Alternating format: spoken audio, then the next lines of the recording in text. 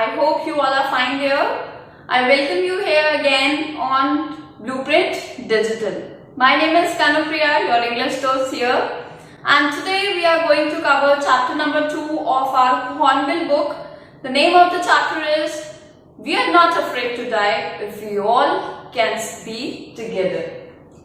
So, in this chapter, you will learn a very important lesson of life. But before beginning, I will tell you 2 things to do. 1. If you are new to the channel, you must subscribe to it. And if you are already viewing it, do not forget to like and share the videos with your friends. 2nd, do sit with your pen and notebook and book as well, so that whatever we teach you here, you are able to jot down that in your notebook. It is going to help you at the time of revision. तो चलिए start करते हैं. It is a first person account, so basically we are going to learn here about the chapter, what this chapter is all about, and also we'll cover an important message this chapter covers after this, right? It is a first person account. Account means the story narration है. ये पूरी जो chapter में हम पढ़ने वाले हैं. Of an adventurous ordeal. Ordeal means difficulty. Ordeal means difficulty. So this chapter is a account of adventurous ordeal that a family experiences. तो पूरी एक family एक adventure पर निकली हुई है और वो adventure है sea voyage का. It's a sea voyage experience. There are 3 sections of the text. पूरा chapter जो है 3 major events में divided है.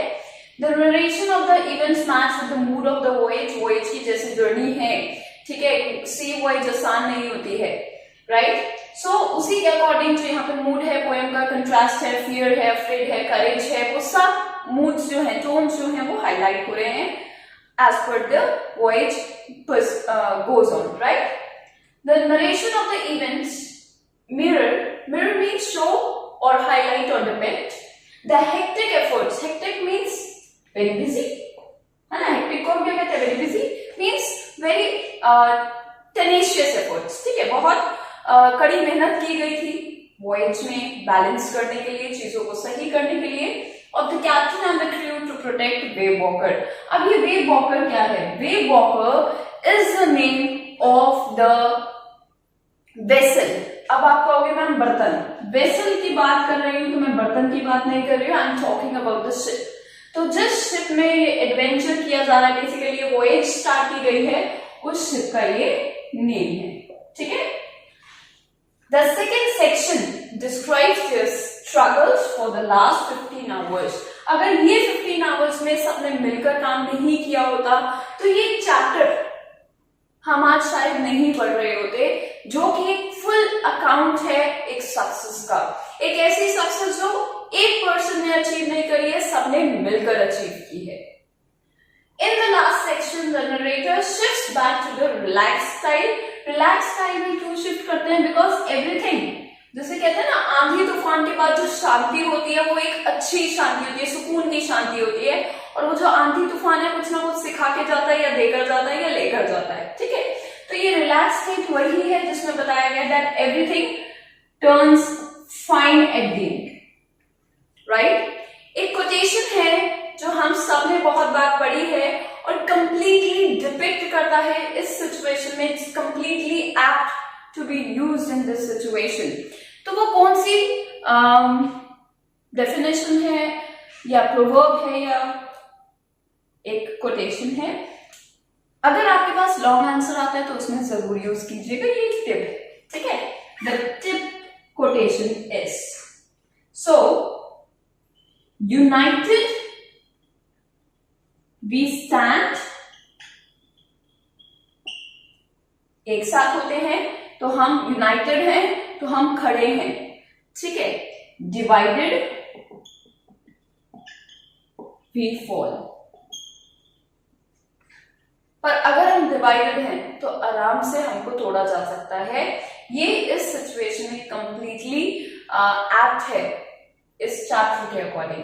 So let us study the message of the chapter, then we will go with the detailed summary with the notes of the chapter. Let us see the message and the characters of the chapter. Messages कि अगर हमें अगर love मिल रहा है, positive hope और support मिल रही है, और एक लेवल ऑफ ऑप्टिमिज्म है. Optimism means a positive approach. एक पॉजिटिविटी की जो अप्रोच होती है वो एक पर्सन के साथ रहनी चाहिए. उसे कभी भी नेगेटिव नहीं होना चाहिए किसी भी सिचुएशन को लेकर. और अगर वो फेथ रखता है अपने करेज पर, अपनी ब्रेवरी पर, खुद पे सेल्फ कॉन्फिडेंस और जो लव सपोर्ट उसे मिल रहा है उस पर कॉन्फिडेंस है, then a person can cross every hurdle and break every shackle of life. कोई भी लाइफ की ऐसी चीज नहीं बचेगी जिस चीज को वो अचीव ना कर सके अपनी लाइफ में. एक सक्सेस उसका, जिसे कहते हैं success will be the result और the ultimate fruit outcome result of his tenacious efforts. ठीक है, किस एफर्ट्स की बात कर रही हूं मैं यहाँ पे? टेनेशियस एफर्ट, जिसका मतलब है स्ट्रॉन्ग एफर्ट, स्ट्रगल्स. ठीक है, मेहनत जितनी की गई है उस सब का जो रिजल्ट आएगा वो क्या आएगा? Success in life. ठीक है, सो चैप्टर्स में कैरेक्टर देख लेते हैं. यहाँ पे हमारे पास नरेटर हैं. ठीक है, और ये क्योंकि एक फर्स्ट पर्सन एक्सपीरियंस है तो जिसने लिखा गया है, नरेटर जो है वो खुद की अपनी लाइफ स्टोरी के बारे में बता रहे हैं. लिखा तो किसी और ने है इनके बारे में, Gordon Cook and Alan East ने. ये इस चैप्टर में कैप्टन का भी काम कर रहे हैं ऑन द सी वॉयज. ये लोग किस पर निकले हैं? सी वॉयज पर. मैरी उनकी वाइफ है, wife of captain. They have 2 children. One is Jonathan the boy of 6 years and Suzanne the girl of 7 years. और साथ में अपनी क्रू पर ये जब ये अपनी जर्नी पर होते हैं तो 2 क्रू मेन्स को भी ले लेते हैं, 2 क्रू मैन को ले लेते हैं, Larry Vigil and Herb Sigler. Right, so without any delay let us study the chapter. Journey planned. So the captain and his wife Mary with their 2 children planned for a sea voyage that they would go around the world. कि वो पूरी दुनिया का चक्कर लगाएंगे, बिल्कुल किसकी तरह? जेम्स कुक की तरह. ठीक है, जिस तरीके से उन्होंने भी पूरी जर्नी, पूरी अर्थ का एक वॉयज कवर किया था, सी वॉयज था उनका, जिसमें उन्होंने पूरी धरती का चक्कर लगाया था. तो वो उसी चीज से इंस्पायर थे कि पूरी दुनिया एक बार घूम कर आते हैं, but on a sea voyage. अब सी वॉयज पर जाना आसान तो नहीं है.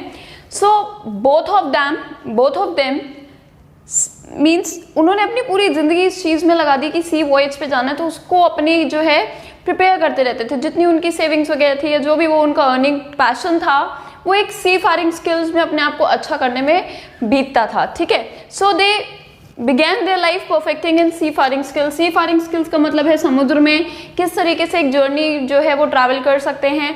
तो रफ टाइम्स भी कुछ रिवर्स में, कुछ सीज में उन्होंने क्या किया है?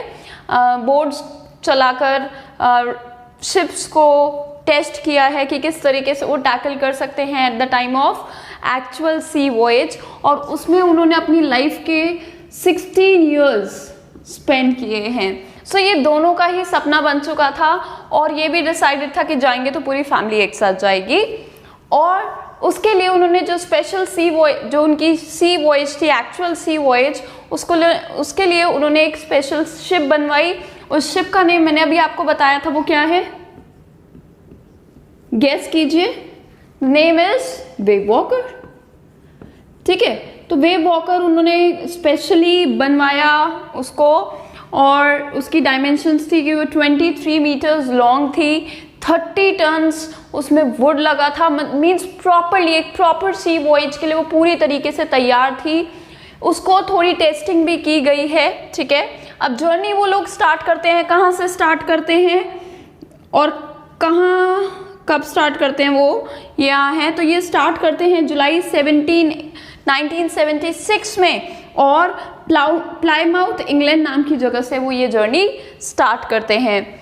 उनकी बिगनिंग फेज जो था काफ़ी अच्छा था. बिगनिंग फेज प्लेजेंट फेज था. अभी जर्नी स्टार्ट हुई है, थोड़ा जा रहे हैं, शुरू हुए हैं.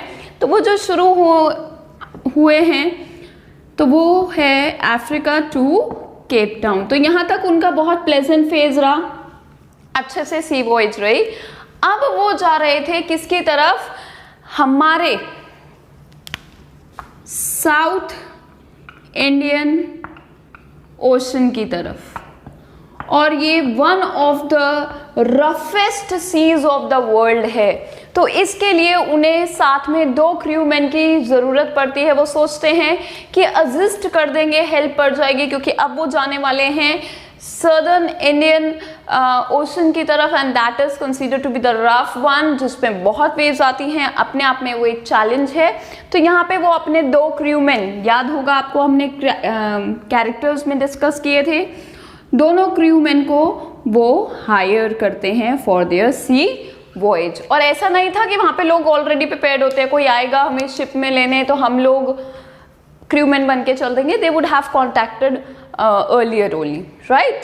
सो यहाँ तक है। अब आगे का पार्ट देखते हैं।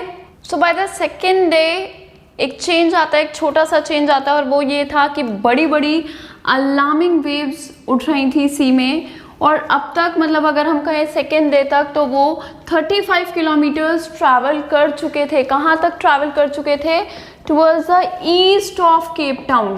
केप टाउन के ईस्ट की तरफ वो लोग आ चुके थे। And their sea came across with an alarming waves, but they were able to somehow tackle it. Tackle करा, उसको सरपास कर लेते हैं, मीन्स दे ओवरकम इट, ठीक है, और सेलिब्रेट कर पाते हैं उसको टैकल करने के बाद। 25 दिसंबर को ये सब आसपास होता है, ठीक है, 25 दिसंबर के आसपास। तो अब तक जुलाई से लेकर अब तक वो जहाँ आए हैं, एक फर्स्ट फेज आया था, ठीक है। तो फर्स्ट फेज ये आया था कि केप टाउन की तरफ जब वो जा रहे थे तो एक वेव हिट करती है, ठीक है, पर समहाउ उसको मैनेज करते हैं और सेलिब्रेट करते हैं क्रिसमस एक साथ। Now leading towards the new year, जनवरी 2 एक बिग इवेंट, एक बिग हिट है, और ये क्वेश्चन के फॉर्म में भी पूछा जाता है कि जनवरी 2 में क्या स्पेशल हुआ था। सो जनवरी 2 का ये इवेंट ज़रूर समझ लीजिए अच्छे से कि एक बहुत बड़ी सी वेव हिट करती है, ठीक है, बहुत बड़ी, इतनी इस तरीके से कि मतलब पूरा देयर वाज कंप्लीट साइलेंस। एक तो कंप्लीट साइलेंस हो जाता है, ऑल ऑफ अ सडन जो एयर ब्लो कर रही होती है, उस टाइम इंजन वाला नहीं था इतना, मतलब इंजन सपोर्ट इतना नहीं होता था, फ्यूल वाला सिस्टम, तो स्टॉर्म जिप्स वगैरह होती थी, वो आपने देखा होगा इस तरीके से मास्क पे कपड़ा लगा रहता था, तो ऐसे वाली शिप थी, ठीक है। एकदम से कंप्लीट साइलेंस हो जाता है, प्रॉपर वो जा रहे थे, कंप्लीटली डार्क, बहुत ज़्यादा डार्क हो जाता है वेदर, इतना ज़्यादा डार्क हो जाता है कि कुछ समझ में नहीं आता, and there was complete silence. Waves जो एयर थी जिसे कहते हैं विंड का चलना बंद हो चुका था, सी विंड्स जो होती हैं, सी ब्रीज जो होती है, कंप्लीट साइलेंस हो गया। And the captain got alarmed कि अब तो कुछ बड़ा होने वाला है। एंड देन इमीडिएटली मतलब बहुत घने घने बादल आ जाते हैं, and all of a sudden from nowhere उन्हें एक शोर सुनाई देता है, वो भी बहुत बड़ी सी वेव का। And what they see is, वो क्या देखते हैं कि ये उनका वेसल है, और उनके वेसल के डायरेक्टली वर्टिकली ऊपर एक बहुत बड़ी वेव उनको ओवर पावर किए हुए रहती है। एंड व्हेन दिस हैपेंस, तो जब वो फॉलिंग का टाइम आता है सी वेव का, तो वो डायरेक्टली, ठीक है, इस चीज़ के लिए उन्होंने कुछ प्रिपरेशन की, अभी ये वाला पार्ट भी डिस्कस करेंगे। तो इसके लिए उन्होंने प्रिपरेशन की, और हुआ क्या कि स्टॉर्म जिप जो था, जो स्टॉर्म का कपड़ा था, वो एकदम, विंड नहीं चल रही थी तो वो ड्रूप डाउन हो जाता है, विंड धीरे, जो हमारी बोट थी, ठीक है, जो शिप थी वो धीरे पड़ जाती है एकदम से। तो सब ने बहुत जल्दी जल्दी अटैचमेंट्स, जितने भी प्रिकॉशनरी तरीके से रेडी रह सकते थे वो रहे, क्योंकि उन्हें नहीं पता था what was coming before them. तो एक हैवी मूरिंग रोप से सब चीज़ों को टाई कर लिए, एक लूप से बना लिए कि इनकेस कुछ होता है विल टाई आवरसेल्व्स, या चीज़ों को बांध लेंगे, ठीक है। और लाइफ रिफ्ट ड्रिल्स जो होती हैं, मतलब बेसिकली जो होती है ना, बोट्स होती है, एक्स्ट्रा बोट्स वगैरह होती हैं शिप के साथ, कि इनकेस शिप डूब जाता है तो we'll use those rafts and all. तो ये सब चीज़ें तैयार कर लेते हैं, साथ में लाइफ लाइन्स को अटैच कर लिया। लाइफ लाइन्स मतलब जो मेजरमेंट्स होते हैं या कोई तरीका है जिससे शिप वगैरह में बचा जा सकता है even in the end moment. वो उन्होंने लाइफ जैकेट्स पहन ली और उसके साथ don't means they were prepared with the life jackets also. और ऑयल स्किन क्या होती है, हैवी कपड़ा होता है बहुत कॉटन का, जिसकी जो प्रूफिंग की जाती है वो ऑयल के साथ की जाती है, बिकॉज वी ऑल नो कि ऑयल जो है वाटर के ऊपर फ्लोट करता है, बेसिकली डेंसिटी कम है उसकी, ठीक है। तो ऑयल स्किन्स भी उनकी रेडी थी and what happens was that a vertical wave hits the ship. और वर्टिकल वेव इस तरीके से हिट करती है कि वो आगे जो शिप की पोजीशन ऐसे होनी चाहिए, वो शिप की पोजीशन ऐसे हो जाती है पानी की तरफ, सो मिजरेबली। और आगे क्या है वो देखते हैं कि वर्टिकल वेव ने क्या क्या डिस्ट्रक्शंस कॉज किए। So as we studied about January 2 की एक बहुत बड़ी वेव आती है, एक बिग डे है, तो उस दिन क्या होता है, सुबह में तो बिल्कुल शांति सन्नाटा, बिल्कुल भी कोई विंड अच्छे से ब्लो नहीं हो रही थी, तो वो प्रिपेयर हो चुके थे इस चीज़ के लिए कि कुछ बड़ा होने वाला है, ठीक है। और उसी दिन इवनिंग में एक बहुत बड़ी वर्टिकल और ह्यूज वेव स्ट्राइक करती है उनकी बोट को, और वो बोट के फ्रंट पार्ट पर अटैक करती है, ठीक है। मतलब इस तरीके से वो वेव आती है कि वो यहाँ पे अटैक करती है। और सिचुएशन क्या होती है कि नरेटर को अपनी अप्रोचिंग डेथ वहाँ नज़र आने लगती है। क्यों आने लगती है नज़र? बिकॉज इतना ज़्यादा शोर, मतलब जब वेव आई तो उसे नरेटर इविल साइलेंस के तौर पर बोलते हैं, बिकॉज वो पहले तो इतनी शांत थी, इतना ज़्यादा साइलेंस था, ठीक है। उसके बाद सिचुएशन ऐसी हो जाती है कि इतना ज़्यादा शोर, डिफनिंग जिसे बोलते हैं बहरा कर देने वाली आवाज़, इतना ज़्यादा शोर वेव का, क्लाउड्स का, थंडरिंग का, सी का, सबका इतना ज़्यादा हो गया था that the roar, it was completely like a roar of the sea. ऐसा लग रहा था गुर्रा रही हो, दहाड़ रही हो सी, ठीक है। और शिप जो थी कम्प्लीटली ओवरटर्न हो चुकी थी, पूरी घूम चुकी थी, और इस तरीके से टर्न करते हैं कि जो उसका बैक पार्ट था वो उठ जाता है और आगे की तरफ का पार्ट जो है वो टूट जाता है। अब वो टूट गया, ऊपर से वेव ने ऊपर से अटैक किया, तो पानी में, बोट में क्या होता है, शिप में जो है पानी भरना शुरू हो जाता है, ठीक है। मास्ट बिल्कुल फ्लैट हो गया क्योंकि wind was not blowing, wind चल नहीं रही थी, हवा चल नहीं रही थी, तो मास्ट जो था उनका, ठीक है, मास्ट वो जो ऐसे वर्टिकल होना चाहिए वो हॉरिजॉन्टल हो गया। ऐसी भयंकर सिचुएशन हो गई and the narrator thought that they are towards their end, but he did not lose his hope. Situation ऐसी थी कि सब लोग रैग डॉल की तरफ इधर उधर सब जगह ऐसे जो थे टॉपसी टर्वी टम्बल हो जाते हैं, और नरेटर का जो सीधा सर है वो जाके हेड उसमें व्हील में लगता है, स्टीयरिंग व्हील में लगता है। उसके जो उनका जॉ था वो completely broken and it was completely full of blood was drooling out of his mouth. More over उनके जो रिब्स थे उस पर बहुत गहरी चोट लग जाती है एंड एवरीथिंग वेंट टॉपसी टर्वी, ठीक है। तो सिचुएशन बहुत ज़्यादा सीवियर हो जाती है, ठीक। वाटर जो था, पानी जो था शिप में भरना शुरू हो जाता है, ठीक। No one could see how to handle the situation for momentarily, but yes, poet was hopeful. He tried rescuing everyone, but he felt like he couldn't see anything. He was floating in the water, और ऐसा लग रहा था जो सी है उसने उनको completely consume कर लिया and they would no longer be surviving. But still जितना possible था रेस्क्यू कर पाना, उसके लिए वो एफर्ट करना अब यहाँ से स्टार्ट करते हैं।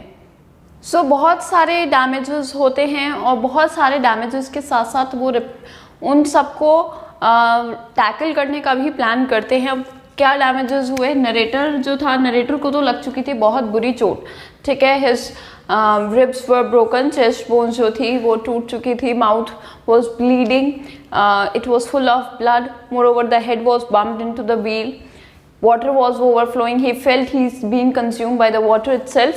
So बहुत सारा डैमेज हो चुका था, और ऊपर से जो आगे का पार्ट का जो डेक पार्ट, मेन जो पार्ट होता है जहाँ पे व्हील वगैरह रहता है, स्टीयरिंग व्हील रहता है शिप का, वहाँ का जो लिड था वो मतलब एक कहते हैं ना बंद होने का जरिया था, तो वो सारा लिड ओपन हो जाता है, और ओपन होने के बाद बोट का जो फ्रंट पार्ट है वो टूट के भाग जाता है, ठीक है, अलग हो जाता है। उसके जो जिसे बोलते हैं प्लैंक्स, वुडन प्लैंक्स जो थे वो वेविंग रह जाते हैं, तो आगे के पार्ट से क्या था, पानी जो था और ओवरफ्लो होना शुरू हो जाता है।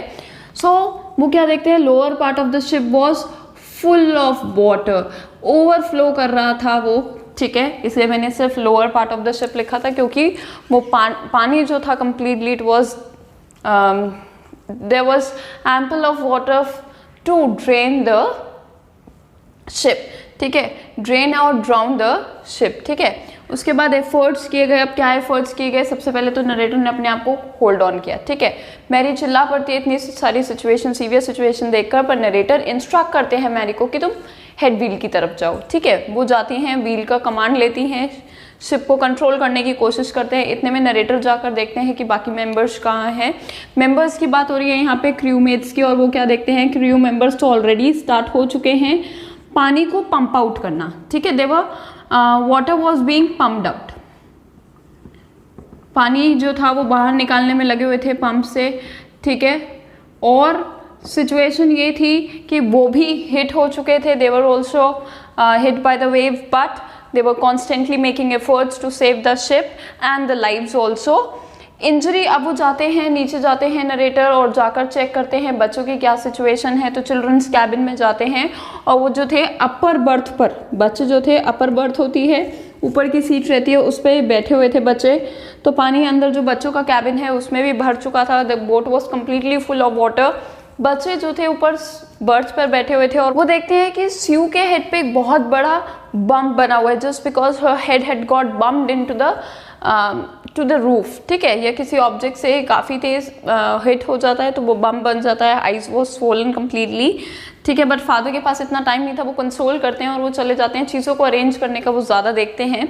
तो वो टूल्स को गैदर करते हैं, जैसे हैमर, ठीक है, और नेल्स, कील, राइट, या स्क्रूज कह सकते हैं, स्क्रूज वो लेकर आए और साथ में वो कैनवस ढूंढ के लाए कि जहाँ का जो पार्ट शिप का पार्ट है उसे कैनवस से कवर करके उसे तो बचाया जाए ताकि पानी और ना आए। कैनवस से क्या होगा, वो जो था पानी आएगा वो रिफ्लेक्ट हो जाएगा वापस, ताकि शिप में और पानी ना भरे। So they started making preparation, everybody was there on the work to save the ship and the lives.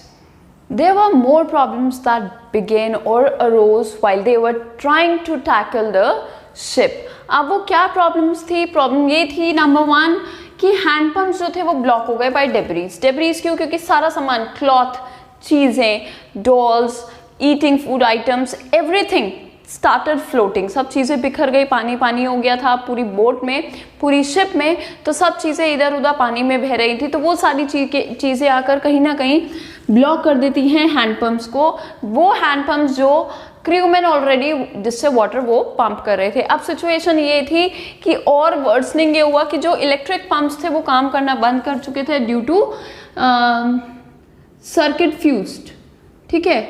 Short circuiting की वजह से वो जो थे काम करना बंद कर चुके थे। तो ये वाला भी गया ऑप्शन। तो वो जाते हैं वापस और उन्होंने क्या देखा कि अलार्मिंग रेट पे वाटर जो था वो बढ़ता जा रहा है। So what he did was he went back to the chat room, ठीक है। चैट रूम जाते हैं और वहाँ पर देखते हैं कि कुछ मिल पाता है, and there he finds spare pumps, ठीक है। वो स्पेयर पंप्स लाते हैं और क्रू मैन को देते हैं, बाकी के जो क्रू मैन थे, हैरी और विजिल, हर्ब और विजिल को, ठीक है। और वो दोनों constantly all night they went on without stopping keeping the water out. जो भी पानी भर चुका था शिप में वो सबको बाहर फेंकने की, बाहर निकालने की कोशिश में लगे रहे। They kept on doing this work, they did not stop. रात के टाइम में बहुत कोल्ड वेदर हो गया था, the night went so cold, ठीक है। पर सिचुएशन क्या थी कि अब तो अपने आप को बचाना ही है, ठीक है। ऊपर से उन्होंने कोशिश की कि मेडे कॉल्स को अप्रोच करते हैं, ठीक है। मेडे कॉल्स क्या होती हैं, रेडियो सिग्नल्स से कांटेक्ट किया जा सकता था अगर किसी तरीके से, तो रेडियो सिग्नल से वो कांटेक्ट करने की कोशिश करते हैं। बट उनका जो कंपास था, उनका रेडियो था, वो सब आउट ऑफ ऑर्डर थे, कोई भी नहीं लग रहा था। और दूसरा रीज़न, रेडियो सिग्नल्स इसलिए नहीं मिल रहे थे because they were in the remotest areas, ठीक है। कहाँ पर, रिमोट एरियाज में थे वो, ऐसे एरियाज में, दूर लोकेटेड एरियाज में जहाँ तक सिग्नल्स शायद रीच नहीं कर पाए थे। दूसरा रीज़न ये था कि बहुत ज़्यादा वेव और क्लाउडी था, इसलिए सिग्नल्स कनेक्ट नहीं हो पा रहे थे। अब वो जाते हैं, बच्चों को चेक करते हैं, तो पता चलता है कि जब वो जाते हैं वापस तो दोबारा देखते हैं स्यू और जो जोनाथन है, जॉन है। अब स्यू के हेड पे जो इंजरी बम्प हुआ था उसकी वजह से पूरी उसकी आईज जो थी वो ब्लैक हो चुकी थी, turn it was completely swollen, और उसके एक हाथ पर बहुत डीप कट भी लग चुका था। बट उसने कंप्लेन नहीं की अपने फादर को। She did not try to complain her father because she did not want to worry him at the time of this crucial demand. ठीक है, उसने कुछ नहीं बोला। अब नरेटर क्या करते हैं, जितनी भी वाटर प्रूफिंग हो सकती थी, जितने भी ओपन होल्स थे उनको बंद करने की पूरी कोशिश करते हैं, कांटेक्ट करने की कोशिश करते हैं, जितने भी तरीके होते हैं उन सबको फॉलो करते हैं ताकि लाइफ और शिप दोनों बच सके। So the situation came under control, और कंट्रोल में आती है वो 15 घंटे बाद ऑन जनवरी 3। 15 घंटे की कॉन्स्टेंट टेनेशियस एफर्ट्स के बाद थोड़ा संभल में आता है पानी। ठीक है, बट लीक्स थे, पानी अभी भी इनफ्लो कर रहा था। सो जो मेन काम उन्हें क्या करना था कि जितना पानी आ रहा है उसको बाहर निकालने का काम था, और जो थोड़े बहुत लीक्स हैं उनको रिपेयर करना था, क्योंकि अभी भी कहीं ना कहीं गैप्स थे जहाँ से पानी इनफ्लो हो रहा था। शिप बहुत बुरी सिचुएशन में हो चुकी थी। ठीक है, तो अब उन्होंने क्या सोचा कि ठीक है, 2 दिन हो गए हैं, कॉन्स्टेंट एफर्ट्स कर रहे हैं, कुछ नहीं हुआ है, 3 जनवरी भी हो गया है। They started taking 2 hours rest on interval on turns. ठीक है, टर्न बाय टर्न सबने 2-2 घंटे का रेस्ट किया। ठीक है, देखा कि पानी अभी भी आ रहा है, लीक्स अभी भी हैं, बट बिलो वाटर लाइन के अभी कुछ नहीं समझ में आ रहा है। ठीक है, शिप बहुत बुरी स्टेट में थी। सबने सोचा कि इसे रेस्क्यू करने की कोशिश करते हैं, तो नरेटर जाते हैं चार्ट रूम में।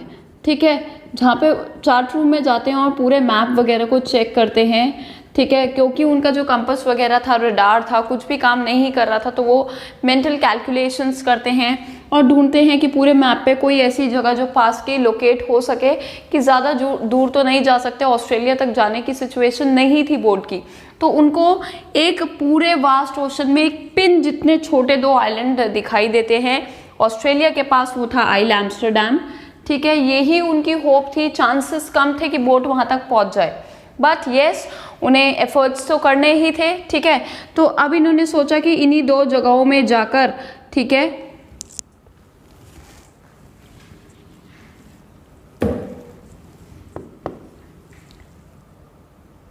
तो नरेटर ने सोचा इन्हीं 2 जगह पर जाने की कोशिश करते हैं। तो आइल एम्स्टरडैम सबसे ज़्यादा अप्रोचेबल था, उसको अप्रोच करने की कोशिश करते हैं वो लोग। ठीक है, अब क्योंकि उनका जो मेन मास्ट था वो तो हो चुका था खराब। ठीक है, उसके जो ऊपर क्लॉथ वगैरह रहता है वो ख़त्म हो चुका था, तो उन्होंने स्टॉर्म जिब को होस्ट किया। स्टॉर्म जिब वो एक बड़ा सा कैनवस है जिससे विंड भी आएगी तो बोट आगे की तरफ भी चल पाएगी, और अगर वेव हिट करती है तो रिपेल भी कर पाएगी वाटर को।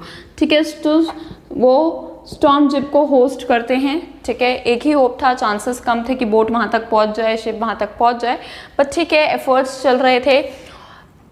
36 घंटे तक फिर वो पानी को बाहर निकालते रहे। नाउ द वाटर, फिर से जो 36 आवर्स से उन्होंने टेनेशियस एफर्ट्स किए to keep the water out. ठीक है, अब सारे काफ़ी हद तक रिपेयर्स भी हो चुके थे, all the necessary mandatory repairs of the boat were done. ठीक है, अब वो 2 दिन में पहली बार खाना खाते हैं सबके सब, and that was beef and biscuits. This is what they could manage to eat and survive. So अब सिचुएशन ये थी कि किस तरीके से कैलकुलेशंस की जाए, तो कैलकुलेशंस की जाती हैं और कुछ 185 डिग्रीज पर बोट को अब मोड़ा जाता है। ठीक है, कि वो आइल एम्स्टरडैम की तरफ मूव कर सके। That was all the calculation done, and the only hope was कि अगर बोट पहुंच जाती है तो well and good, otherwise they will be happily giving into the mouth of death. So there was another change in the weather, और ये था 3rd time जब वो एक स्टॉर्म को एनकाउंटर करने वाले थे। सबसे पहले आया था, ठीक है, around 25 December, then on 2nd January it was very devastating for the entire family and the crewmates. ठीक है, और अब आता है एक और weather change, that was on January 5 in the evening, that was 4 PM। ठीक है, पूरी नाइट क्लाउडी रहा, वेदर खराब रहा, but somehow they managed to go through the storm. अब सिचुएशन क्या थी, जब वो बच्चों के पास जाते हैं चेक करने की क्या हुआ है, बच्चों को ठीक है कि नहीं, देयर ओके। सो जोनाथन पूछता है कि पापा क्या हम मरने वाले हैं? वो कहता है कि ठीक है कोई बात नहीं, if we all four are together then he said we are not afraid to die. और ये चीज़ एक होप और एक डिटर्मिनेशन इंस्टिल करते हैं किसके अंदर, इंस्टिल करते हैं नरेटर के अंदर। और वो क्या सोचते हैं कि नहीं, स्ट्रगल तो करेंगे, जो भी पॉसिबल होगा वो पॉसिबल मीन्स कवर करेंगे, ठीक है। स्ट्रगल अभी भी था क्योंकि अभी स्टारबोर्ड साइड को प्रोटेक्ट किया जा रहा था कि किसी तरीके से अगर आइल एम्स्टरडैम तक पहुंच सके तो बहुत अच्छा है सबके लिए, ठीक है। मैरी को भी लगा that there end is near, ठीक है, एंड अप्रोच होता हुआ उन्हें नज़र आता है मैरी को। तो वो क्या करती है, कांस्टेंट, क्योंकि मैरी नरेटर की लाइफ में कांस्टेंट मॉरल सपोर्ट, एक जिसे कहते हैं बैक थी, उसकी तरह ही थी, बिल्कुल एक मॉरल सपोर्ट की बैक हमेशा नरेटर को मैरी से मिलती थी। तो वो क्या करती है, हाथ पकड़ के बैठ जाती है, जस्ट गिविंग और शेयरिंग द लास्ट मोमेंट्स, कि अगर उनके लास्ट मोमेंट हुए so they both shared a good life and were always together in the hard times of life also. So एक जिसे कहते हैं इमोशनल साइड इन्फ्लिक्ट होती है यहाँ पर दोनों नरेटर और मैरी में, ठीक है। वेव वॉकर जो है स्टॉर्म को क्रॉस कर जाता है। अब स्टॉर्म को क्रॉस करने के बाद सिचुएशन ये आती है कि नरेटर जाते हैं और सारी कैलकुलेशन, जैसे मैंने आपको बताया कि वो कैलकुलेशन करते हैं, और अब वहाँ जाते हैं वो जनवरी 6, ये सब जो था, ठीक है, वो जनवरी 6 में फिर बच्चों के पास जाते हैं। मॉर्निंग का टाइम था, ठीक है। तो मॉर्निंग के टाइम में अब पढ़ते हैं आगे मॉर्निंग के टाइम में क्या होता है क्या नहीं, पर yes this was overcome, everything was relax again, ठीक है। But now the main objective was कि किसी तरीके से बोट को, शिप को आइल एम्स्टरडैम तक ले जाया जाए। So now the preparations were done to safeguard the lives. अब नरेटर क्या करते हैं, जाते हैं, कैलकुलेशन करते हैं, ब्रेनस्टॉर्मिंग करते हैं चार्ट पर, ठीक है। वो पिन प्रिक्स वाले आइलैंड को लोकेट करते हैं और आइडिया लगाते हैं कि कितने देर में, कितने टाइम में या कितने एंगल पर बोट को मूव करना चाहिए, क्योंकि बोट तो पूरी टॉपसी टर्वी हो चुकी थी, ठीक है। तो जनवरी 6 में, ठीक है, कि सब मॉर्निंग में वो कैलकुलेशंस करते हैं। तो इतने में जब वो सब कैलकुलेशन कर रहे होते हैं, उनकी डॉटर स्यू उनको ज्वाइन करती है, ठीक है, नरेटर की डॉटर, ठीक है। और वो कार्ड्स बनाकर लेकर आती है। उन कार्ड्स में कुछ फनी कैरिकेचर्स बनाकर वो लेकर आती है, ठीक है। फनी कैरिकेचर्स वो बनाकर लेकर आती है जिसमें चारों मेंबर्स थे फैमिली के, और उसमें क्या लिखा हुआ था, that they were going to stay together, they were going to stay happy and were not afraid to die. So that was a source of inspiration and sparking optimism in the narrator, ठीक है। एक फिर से hope आती है narrator के अंदर। Suzanne का वो इस तरीके से कार्ड लेकर आना एक हैप्पी लाइट मूड भी, मूड लाइटनिंग था, मूड ट्रांसफॉर्मिंग था, और एक होपफुल इंस्टिंक्ट भी थी स्यू का उस तरीके से कार्ड्स को लेकर आना और उसमें फादर और सबको ग्रीट करना, ठीक है। उसके बाद वो कैलकुलेशंस करते हैं और लैरी के पास जाते हैं। लैरी को कहते हैं कि अब मैं व्हील नहीं संभालूंगा, अब तुम संभालो, ठीक है। 185 डिग्रीज पर बोट को घुमा दो, और 185 डिग्रीज पर बोट को घुमा दोगे तो प्रोबेबली अगर हम फॉर्चुनेट हुए, वो ये चीज़ बोलते हैं that if they are fortunate enough, अगर किस्मत वाले हुए और बचना लिखा हुआ होगा तो 5 PM तक वो एम्स्टरडैम तक पहुंच जाएंगे, ठीक है। नरेटर जाकर सो जाते हैं because he was completely exhausted due to the injuries also, he was in pain, ठीक है। तो वो उठते हैं 6 बजे शाम को, डिसअपॉइंटेड उठते हैं, ठीक है। उन्हें लगता है शायद वो नहीं संभाल पाए। तो जैसे ही जोनाथन आता है, चीयर करता है that you are the world's best captain, वो उन्हें 2 टाइटल से नवाजता है, या उन्हें जो है टाइटल देता है, he crowns him with the title that is best captain and the best daddy on the world, ठीक है। और वो ऐसा नरेटर बोलते कि मैं नहीं हूँ। Then son Jonathan announces that they have reached Isle Amsterdam. It's just few kilometers away. They could see the line of the island, ठीक है, island दिख रहा था. They had approached it and they were looking forward hopefully towards reaching the island. So when son Jonathan gives the news that they had reached Amsterdam successfully, तो एकदम से वो rush करते हैं अपना डेक पर, ठीक है, और देखते हैं तो there was a complete vision the sight of the island, ठीक है, जिसपे एक वॉल्केनिक इरप्शन से वो बना हुआ आइलैंड था, लिटिल वेजिटेशन है, और ये आइलैंड आइल एम्स्टरडैम जो है वर्ल्ड का सबसे सुंदर आइलैंड माना जाता है वर्ल्ड का। और ये उस टाइम, जिस टाइम की ये स्टोरी है, उस टाइम वहाँ पे फ्रेंच साइंटिफिक बेस सेटअप था, ज़्यादा लोग नहीं रहते थे वहाँ पर, only 28 inhabitants were there on the island Amsterdam that time. तो जो शिप है वो नाइट टाइम में ऑफशोर होती है, मीन्स दे आर देयर, ठीक है, they anchor it with the land, ठीक है, सुबह में सब वहीं पे, रात में वहीं सो जाते हैं, मे बी रिलैक्स करते हैं, whatever, but were thankful that they had save their own life. और उसके बाद सुबह मॉर्निंग में जितने ये 8 इनहेबिटेंट्स हैं, जब ये वापस काम पर आते हैं, जैसे भी ये सब लोग उनको उतारते हैं शिप से, ठीक है, उस टाइम जब वो नरेटर कहते हैं जब मुझे अपने पैरों के नीचे लैंड फील हुई, ठीक है, on experiencing the land and being alive, ठीक है, वो कहते हैं कि मैं सबसे ज़्यादा शुक्रिया, पहला थॉट उनके दिमाग में ये था कि वो क्रूमैन ठीक हैं कि नहीं, जिन्होंने पूरा टाइम स्ट्रगल करके यहाँ तक शिप को जो लेकर आए हैं, वरना तो नरेटर तो बस होप छोड़ चुके थे। और साथ ही में उनको रिकंसाइल करते हैं, रिकंसीडर करते हैं जो the efforts of her wife, उनकी जो वाइफ है उनके एफर्ट्स को रिकंसीडर करते हैं, जिसने स्टीयरिंग व्हील क्रूशियल आवर्स में भी नहीं छोड़ा। साथ में वो उन बच्चों को भी थैंकफुल फील करते हैं, किसको, स्यू और जोनाथन को, जिन्होंने पूरा अपना करेज जो था, सपोर्ट जो था वो पेरेंट्स को दिया in the crucial hours of the journey, जिसमें स्यू के इतनी ज़्यादा चोट लग चुकी थी, फिर भी उसने अपने पेरेंट्स को बिल्कुल वरी नहीं होने दिया, साथ में होप और दी। और जोनाथन है जिसने ये बोला था कि वो मरने के लिए बिल्कुल भी नहीं डरते अगर वो सब एक साथ हैं तो। And this chapter was all about how hard work and optimism brought them success in the journey. Maybe they were not able to cover the islands, all the islands and all the places around the world, but they were able to save themselves even when nobody could think of surviving by being hit by such devastating waves. So I hope the chapter was clear to you. You have made the notes I wrote on the board, and you have understood the chapter completely. If you have understood, then do share your feelings, your opinion, your feedback to us in the form of likes and the comments in the comment box.